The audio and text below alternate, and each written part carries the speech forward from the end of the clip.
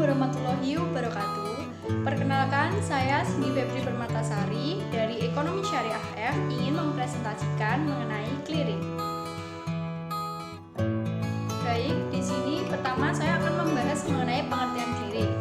Clearing merupakan pertukaran barcode atau data keuangan elektronik antar peserta clearing, baik atas nama peserta maupun atas nama nasabah peserta yang perhitungannya diselesaikan pada waktu tertentu.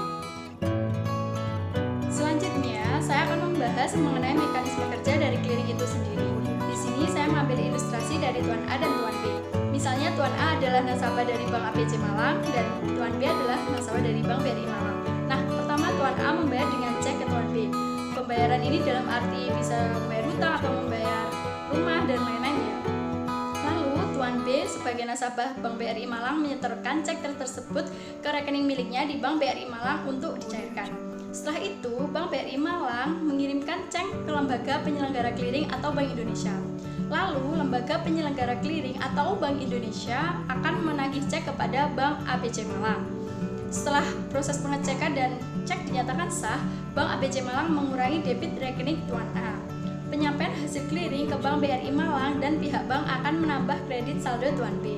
Dan lebih jelasnya lagi bisa dilihat gambar yang ada di slide ya, yang merupakan mekanisme kerja dari clearing itu sendiri. Selanjutnya saya akan membahas mengenai cara kelola. Yang pertama yaitu pihak penyelenggara clearing atau Bank Indonesia memperhitungkan total hak penerimaan dan kewajiban pembayaran masing-masing peserta clearing. Lalu, seluruh barcode clearing termasuk biliet giro dikumpulkan dan dibawa ke back office untuk diproses.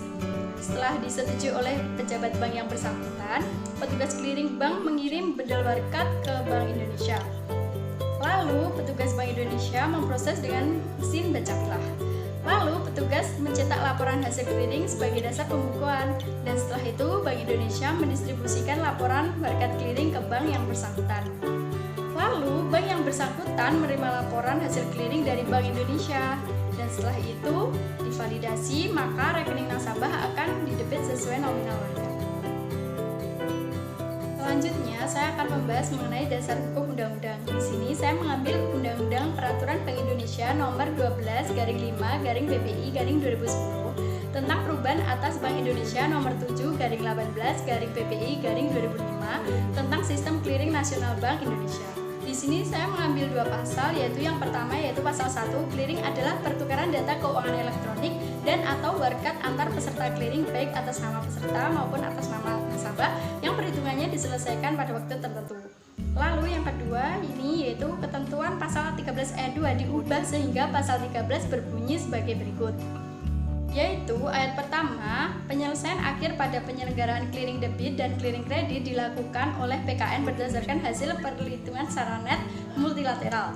Ayat 2, penyelesaian akhir sebagaimana yang dimaksudkan pada ayat 1 dilakukan berdasarkan prinsip pembayaran utang atau novasi dengan memperhatikan kecukupan dana dari peserta. Ayat 3, penyelesaian akhir sebagaimana yang dimaksudkan pada ayat 1 bersifat final dan tidak dapat dibatalkan. 4. Penyelesaian akhir sebagaimana yang dimaksudkan pada ayat 1 dilakukan berdasarkan prinsip same day settlement. Selanjutnya, yang terakhir saya akan membahas mengenai pandangan ulama terhadap clearing. Dalam hukum Islam, clearing identik dengan istilah wakalah. Menurut Hasbi Asy-Syidik, wakalah adalah akad penyerahan kekuasaan yang pada akad itu seseorang menunjukkan orang lain sebagai penggantinya dalam bertindak atau bertasarruf. Ulama Syafi'iyah mengatakan bahwa wakalah adalah suatu ungkapan yang mengandung suatu pendelegasian sesuatu oleh seseorang kepada orang lain supaya orang lain itu melaksanakan apa yang boleh dikuasakan atas nama pemberi kuasa.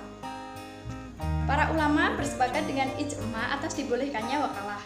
Kebolehan pemberian kuasa ini adalah Al-Quran yang mengisahkan tentang Ashabul Kahfi pada surat Al-Kahfi ayat 19. Contoh penggunaan wakalah dalam jasa perbankan antara lain yaitu LC atau Letter of Credit, transfer, clearing, RTGS, inkaso, dan pembayaran gaji.